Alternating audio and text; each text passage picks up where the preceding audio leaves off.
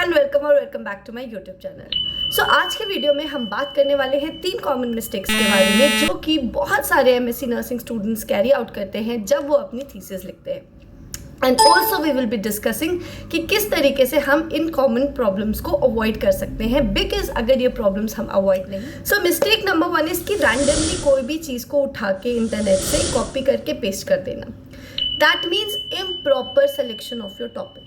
So the topic that आप select करते हैं, कंसिडर उसको अपने घर की नींव के जैसे। अगर आपके घर की नींव स्ट्रांग नहीं होगी, आपका घर कभी भी टूट सकता है। सिमिलरली अगर आपका टॉपिक स्ट्रांग नहीं है, अगर आप अपने टॉपिक के बारे में क्लियर नहीं है, तो आपकी रिसर्च जो है वो कभी भी या फिर कंप्लीटली वीक है और वो कभी भी रिजेक्ट हो सकती है।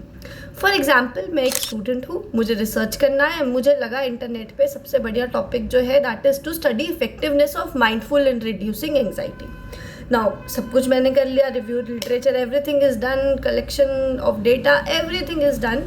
Now comes the presentation part of it. अब प्रेजेंटेशन में सबसे पहला सवाल मुझसे यही पूछ लिया गया, what do you understand by the term mindfulness. Now अब मैं माइंडफुलनेस ये एक्सप्लेन नहीं कर पा रही हूँ, तो मैंने क्या रिसर्च करा होगा।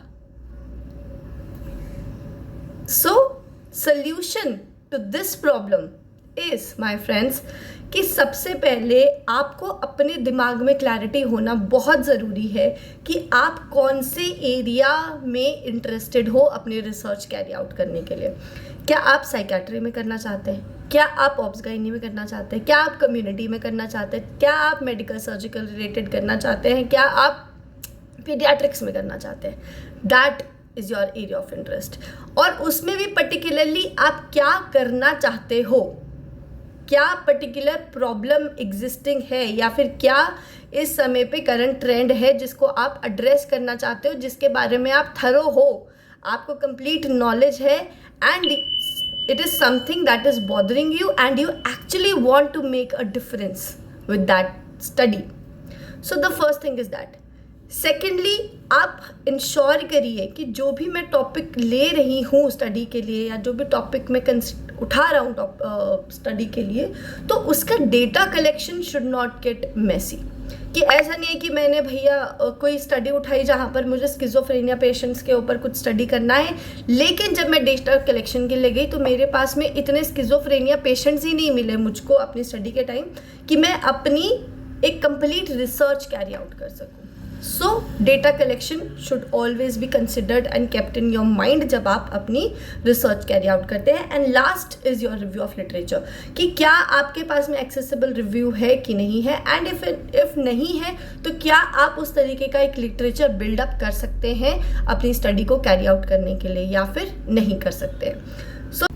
Mistake number 2 is your tool validation. That means कि आपने टूल बना लिया। टूल का मतलब है कोई भी क्वेश्चन है या मल्टीपल चॉइस क्वेश्चंस या फिर चेकलिस्ट या एनीथिंग जिससे आप अपना डेटा कलेक्ट करने वाले हो, आपने अपना टूल क्रिएट कर दिया है, लेकिन आपने किसी भी एक्सपर्ट का फीडबैक नहीं लिया है ना। इससे क्या होता है कि जब आप अपना रिसर्च टूल को वैलिडेट नहीं करवाते हो, वैलिडेशन का मतलब है you are taking feedbacks from the experts in that particular field.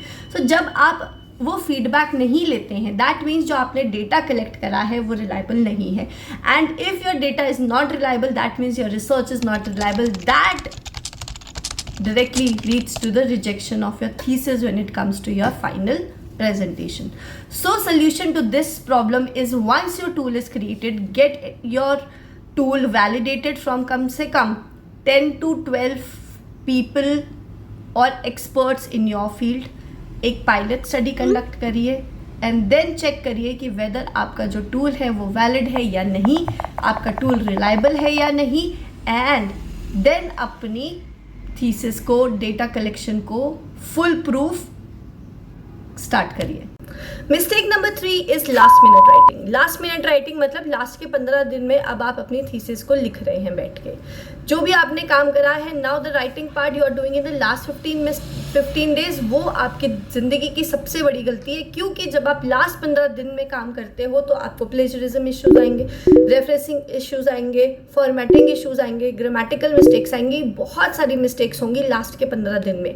तो अगर आप इन 15 दिन में चीज़ों को ना करके अगर आप चाहते हैं आपकी एमएससी नर्सिंग की जो थीसिस है वो बहुत स्मूथली चले, तो ये सोल्यूशन जो है वो आपके लिए बहुत इफेक्टिव होने वाला है, जो मैं अब आपको दूंगी ना। What you have to do is कि आपको अपने वीक में 2 या 3 दिन डिसाइड कर लेने हैं जिस पे आप डेडिकेटेडली अपने थीसिस को ही दे रहे हैं, जहाँ पे आप अपनी थीसिस का राइटिंग पार्ट कर रहे हैं ना। जब आप अपनी थीसिस का राइटिंग पार्ट कर ले, नेक्स्ट डे जाकर अपने गाइड को दिखा दीजिए, उनसे फीडबैक ले लीजिए एंड करेक्शंस कर लीजिए। एंड मंथ एंड में जितना भी राइटिंग पार्ट आपने करा हुआ है उस सब का एक बार फिर से प्रूफ रीडिंग कर लीजिए, एंड अगर कोई करेक्शंस है, कोई फीडबैक है, उसको देन एंड देयर करेक्ट कर लीजिए। इससे क्या होगा, आपके पास में लास्ट मिनट के लिए बर्डन नहीं बचेगा, आपकी थीसिस जो है वो भी स्मूथली काम करेगी, एंड ऑल्सो आप जो हो गाइड की नज़र में भी रहोगे that this person is actually taking efforts to make things happen. ऐसा नहीं है कि मुझे इस आदमी के पीछे पीछे भागना है, यही बच्चा जो है वो खुद से काम कर रहा है। That is going to create a big impact जब आपका फाइनल वाइवा होने वाला है।